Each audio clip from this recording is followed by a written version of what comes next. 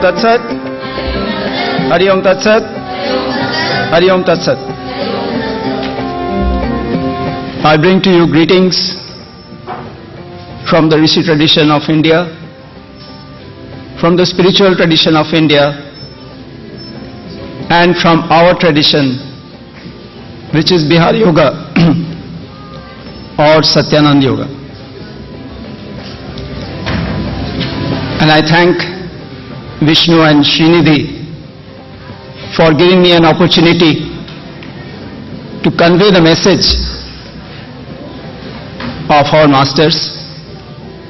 First of all, I would like to say and convey that our Guru, Swami Niranjan's blessings are there in abundant quantity wherever we are doing good work with children. Because that is our first and last priority. And here there is a gathering of both children and the elders.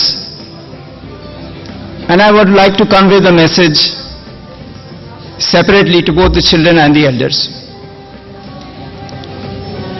For the children, I would like to first say that as Srinidhi once, just a few moments back said, entire life is yoga. And it's not only asana pranayama. I would like to make a corollary here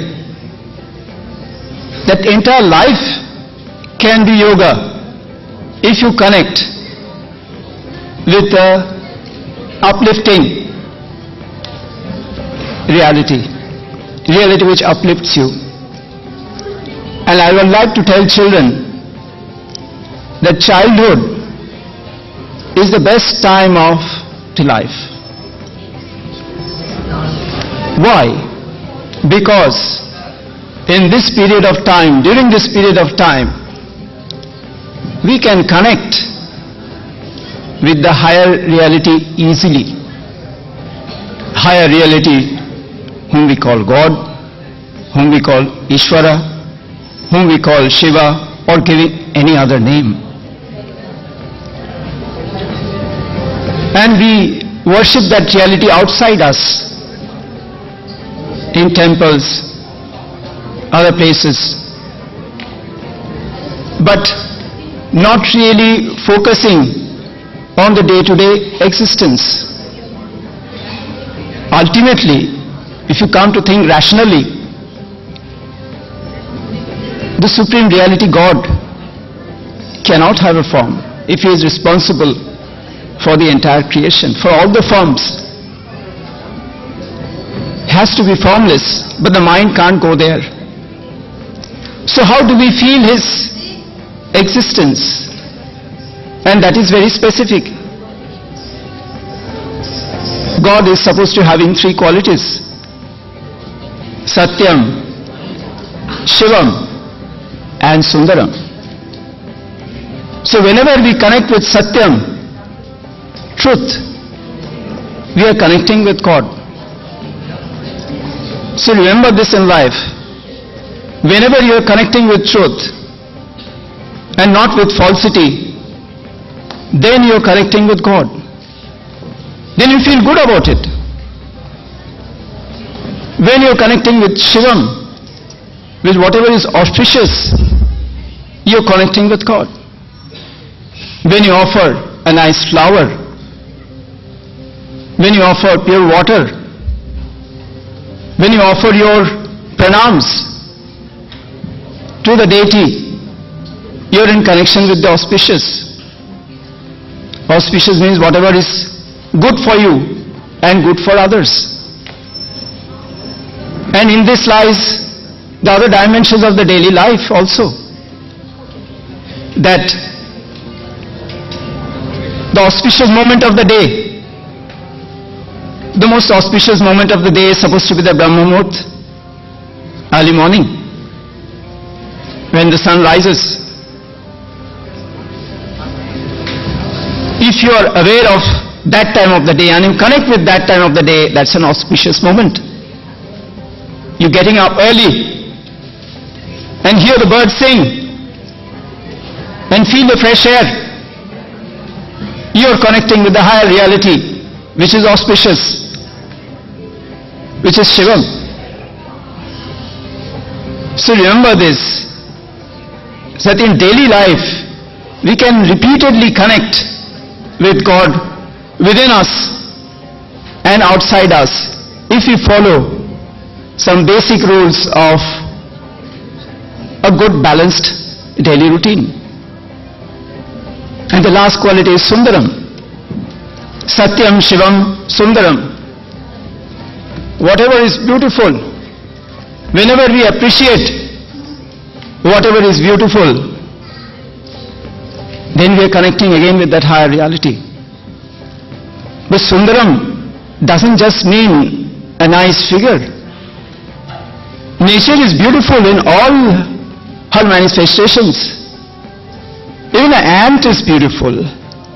Even a fly is beautiful. Look closely and see the beauty of the creation. The beauty of creation is there, everywhere, within you, outside you. Pause for a moment and think about, experience your own reality. That you eat food and that becomes converted to energy. How does that happen? It's a magic which happens every day. You feel tired and sleep comes. You sleep and you wake up refreshed. That's again that magical reality which is there working within you. And that reality is God. Not outside. Inside you. Everywhere. And yoga is the process of experiencing that reality. It is said, yogi bankar jag mein jeena, jagadishwar ban sab ras peena. That we experience this reality in all our daily interactions. I was happy to see the performances being put up by the children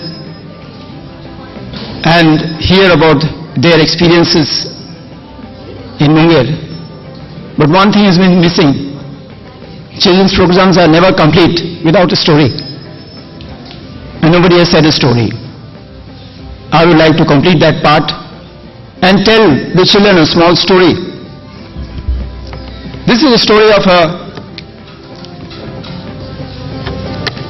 a young boy who lived with his grandmother. As usual, he was happy and carefree.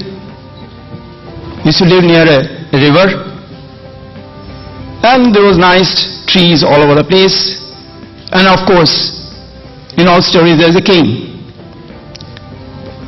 So every day morning, the king's elephant used to come next to the house of the child and walk along the path, going for a bath to the river. And this elephant was very naughty. He was used to being the king's elephant, and nobody used to question his activities. Nobody could stop him. He would go to the river and uproot, pluck some of the branches and leave a lot of destruction behind. People wouldn't tell him anything because he was the king's elephant.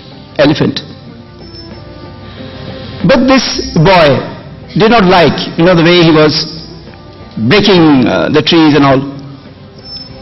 So one day he just went in front of the elephant, and as he was breaking the trees, he caught hold of his trunk and put it aside. Don't do this. The elephant looked at him, and you won't believe it, it stopped. It became quiet. It stopped its destruction. The news went to the king that there's a little boy who is controlling the king's elephant. The king was very surprised. How can a little boy have a power to control such a huge creature? You know how big an elephant is. You have seen an elephant, isn't it? So the king sent his minister to find out the secret of the boy's power. The minister came, went to the boy's house, found that he lived with his grandmother, and she used to cook for him.